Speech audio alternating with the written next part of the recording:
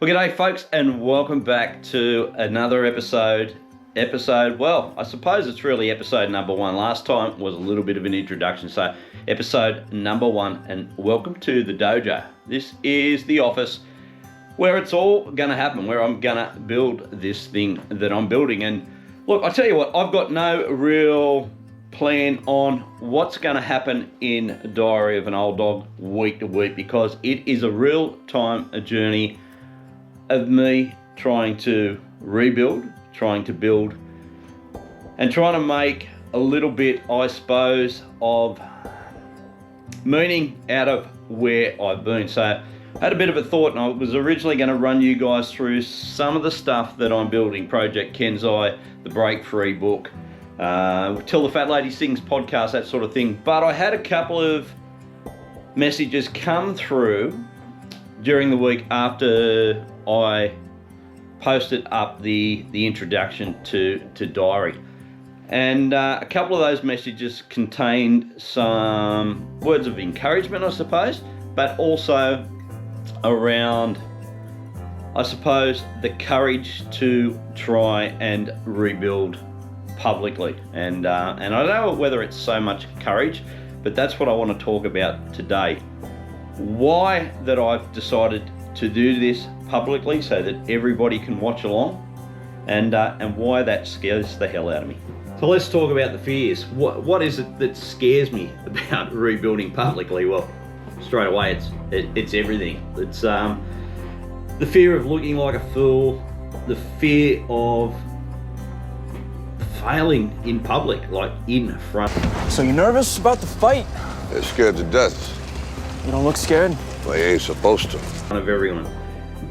There's a fear around that people are only going to see the struggle of rebuilding and not the strength that it takes to actually rebuild, to face that struggle. I've got a real fear that time's run out, that this is my last shot, that I've left my run too late. And there's a real fear about, I suppose, being judged, being mocked, being attacked, not because I failed, but because I've dared to stand up, and I've dared to stand up in front of people. Any time that you challenge the status quo,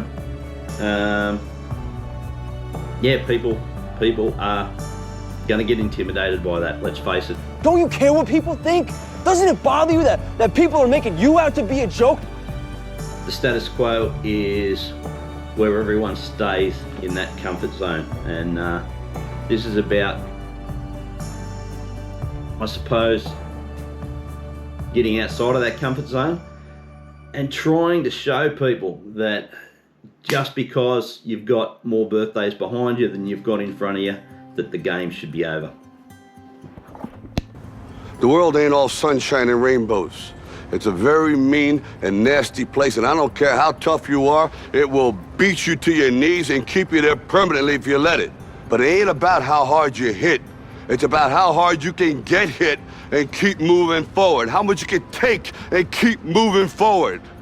That's how winning is done. And then there's that fear that I think we've all got, the fear about what other people think. And I think old Theodore Roosevelt summed it up the best when he spoke about the man in the arena. It is not the critic who counts, not the man who points out how the strong man stumbles, or where the doer of deeds could have done them better. The credit belongs to the man who is actually in the arena, whose face is marred by dust and sweat and blood, who strives valiantly, who errs, who comes short again and again, because there is no effort without error and shortcoming, but who does actually strive to do the deeds, who knows great enthusiasms, the great devotions, who spends himself in a worthy cause, who at the best knows in the end the triumph of high achievement, and who at the worst, if he fails, at least fails while daring greatly, so that his place shall never be with those cold and timid souls who neither know victory nor defeat. Well, I'm not here because it's safe. I'm here because it's the right thing to do. It'd be so much easier to stay quiet to only show up after the dust is settled, when the bruises are hidden and victory looks inevitable. And that's what most people do. It's the safest way. But I'm choosing to do it differently. I'm choosing to do it publicly, because the world doesn't need more motivational Instagram posts. It needs real world examples, because if just one person sees my fight and feels less alone in theirs, then it's worth it. Because rebuilding publicly, it gives me leverage to stay in the fight, because failing publicly is even more painful than failing quietly. And because real changes only happen when somebody is brave enough to show the middle and not just the victory lap. I hear a ton of stories from the podium, stories about how hard it was, how they ate out of dumpsters, how they were underdogs, how they fought their way back. Now those stories might be true, they might not be. But the truth is, we only ever hear it once the person's won. I'm not telling a backstory here. I'm inviting you into the real story, the right here, the right now. Now I'm not down, I'm not at the bottom anymore, but I'm not where I want to be either. And this isn't about glorifying the struggle once it's over. It's about standing in the middle of it, battered, hopeful, building anyway, and saying, come walk with me through it, not after it. And because somebody needs to fight for the old dogs too.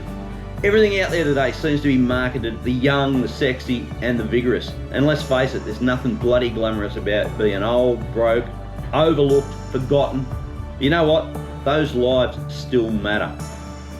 They matter because the people that fight through being overlooked, broken, or forgotten, they don't just carry their own stories. They affect the lives around them, the people who love them, the people who rely on them, and the people who quietly look up to them. Rebuilding publicly is teaching me to live without guarantees. It's staying grounded even when the doubts scream louder than the cheers. And it's measuring the progress by who I'm becoming and not just what I'm achieving. It's a way of finding meaning even in defeat, and to keep fighting for the underdogs. I'm not rebuilding because it's easy. I'm rebuilding because I refuse to let fear or time have the final say. So that's it, folks. That is why I have decided to rebuild this thing publicly, and it's why it's scaring the living shit out of me. But you know what? I see some value in it. I see some potential to not just help myself and help my family to get where we need to be. And this is really something that, because I feel now that this is my life's work, and that through the struggles that I've been through, there's a real chance that I can make a difference to some other people too. And that's got to be worth going through something a little bit hard and maybe putting myself out there for ridicule and embarrassment. So there you go, guys. I'm going to wrap it up here.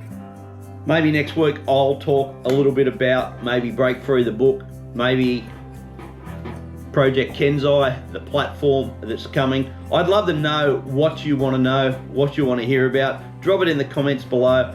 Do us a real favor. Look, this channel is very different to my other channel. This is not about building a big audience. It's not about likes. It's not about getting monetized. It's about reaching the right audience. So if anything of what I'm doing here resonates with you, if you think there's something in this that could bring value to you, please do us a favor, hit the subscribe button, and maybe share it with somebody that you think what I'm building could be of benefit to. Anyway, guys, we will catch you back here in the dojo. Don't know what I'm going to talk about yet, but we'll catch you next week on Diary of an Old Dog.